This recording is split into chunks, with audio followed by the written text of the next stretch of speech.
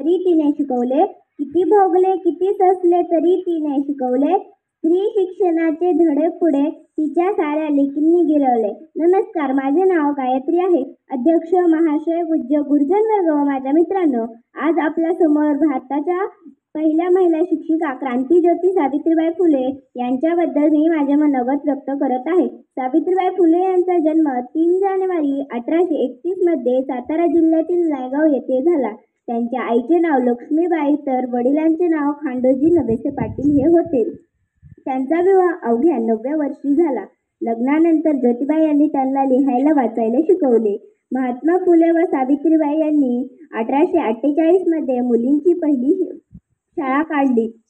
मुलींना शाळेत शिकवायला जाताना त्यांच्यावर दगडफेक केली. शेण ही फेकून मारले तरी त्या डगमगल्या नाही. ज्योतिरावांना अनेक कार्यात या माऊलीने मुलांचे सहकार्य केले. अशा माऊलीस माझे कोटी कोटी प्रणाम. धन्यवाद.